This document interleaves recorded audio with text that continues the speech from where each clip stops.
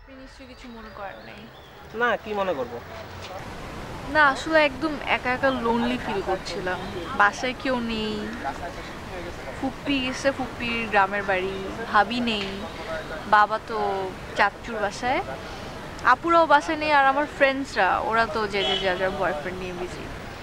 চিন্তা করলাম একটু বের হয়ে আপনাকে ফোন দিই। আমি কিছু মনে করি না, আমি নিজেই বাসায় বসে বসে বোর হচ্ছি। ভালো করছো বরঞ্চ ফোন দিছো। আচ্ছা, তুমি ফেসবুক ইউজ করো না? কারণ তোমাদের মেয়েদের জন্য তো বাসায় এটা অনেক মানে ভালো জিনিস সময় পাস করার। না আমার আসলে এসব ভার্চুয়াল জিনিস পছন্দ না, আমার আউটিং অনেক পছন্দ। লাইক ফেসবুকে কি ইন্টারেস্টিং কিছুই না, বসে বসে টাইপ করো, স্ট্যাটাস আপডেট করো, পিকচার আপলোড করো, ট্যাগ করো, সব আজেরা জিনিস আমার কাছে একদম পছন্দ না। আমার কাছে আউটিংটা অনেক ভালো লাগে, বের হওয়া, ঘোরা, শপিং করা, আড্ডা দেওয়া। তুমি কার সাথে অ্যাফেয়ারে জড়াও না কেন?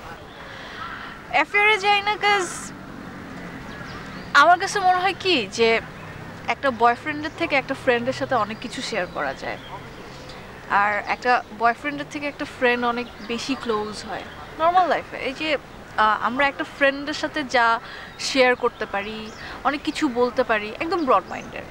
বাট একটা বয়ফ্রেন্ডের সাথে যখনই রিলেশনে যাব তখন কিন্তু অনেক কিছু ফর্মালিটির জন্য অনেক কিছু শেয়ার করা যায় না। কিছু কিছু জিনিস লাইক এখন যদি আমাকে বলে শখ আমার সাথে দেখা করো, সো আমি হয়তো বা কোনো একটা কাজে বিজি, হয়তো বা দেখা করতে পারছি না, ওইটা ওকে বললেও হয়তো রাগ করবে।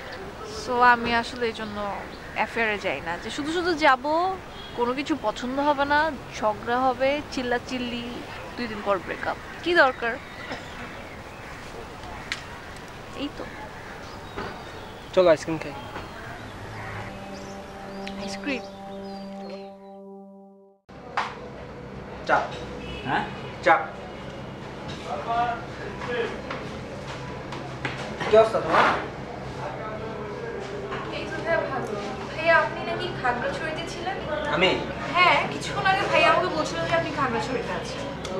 তুই খাগড়াছড়িতে ছিলি না? আর তুই তো ফোন করে বললি যে খাগড়াছড়িতে ছিলি। তুই মাথা চল, তুই ফোন দিস না যে তুই খাগড়াছড়িতে? বল, তুই তোর মাথা ছুঁয়ে বল, খাগড়াছড়িতে ছিলি না? দেখছো, খাগড়াছড়িতে ছিলি। আচ্ছা, কিন্তু আপনি যদি সকালে খাগড়াছড়িতে থাকেন তাহলে এত তাড়াতাড়ি আসলেন কেন? ভাইয়া তো বলছিল আপনি সকালে খাগড়াছড়িতে আছেন। আচ্ছা যাই হোক, ওইটা কোনো কথা না। ভাইয়া আপনি বলছিলেন যে ওই যে আশফাক, ওই ছেলেটার সাথে আপনার কথা হয়েছে, কি বলেছে আপনাকে? কোন ছেলেটার ব্যাপারে? কেন ভাইয়া, ওই যে ছেলেটা আমাকে ডিস্টার্ব করে, আপনি না ভাইয়াকে সব রেসপন্সিবিলিটিস দিয়ে গিয়েছিলেন? বললি না তুই যে ওর দিকে একটু নজর রাখতে, যে দেখা হইলে ইনফর্ম করতে?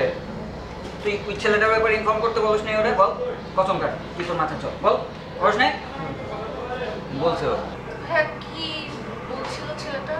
আচ্ছা, ওটা আমি তোমার জানাচ্ছি, কোনো সমস্যা নেই। হ্যাঁ জানাচ্ছি, এর আগেও বলেছেন আপনি তো, মানে ভাইয়া বলছিল যে আপনার সাথে নাকি কথা হয়েছে, আর আমার জন্য আসলে এটা অনেক বেশি প্যানিক হয়ে যাচ্ছে। আমি ইজিলি কোথাও মুভ করতে পারছি না, সে স্টিল আমাকে ফোন দিয়ে যাচ্ছে। আমি অনেক বেশি প্রবলেমে না থাকলে ভাই আপনাদের সাথে এই কথাগুলো শেয়ার করতাম না। সো আপনারা বুঝতেই পারছেন, তো যদি কথা হয়ে থাকে আমাকে কথাটা বলেন, কি বলেছে আর কেন আমাকে এখন ফোন দিচ্ছে। আচ্ছা, আমি তোমার জানাচ্ছি, বললাম এখন তো এসে গেছে, আর প্রবলেম নাই, জানাবে তোমাকে। তোমার জানাচ্ছি। আচ্ছা এনিওয়ে, আমার দেরি হয়ে যাচ্ছে, I have to go now. তুই বস, আমি উঠে দিয়ে আসছি। আচ্ছা। Take care.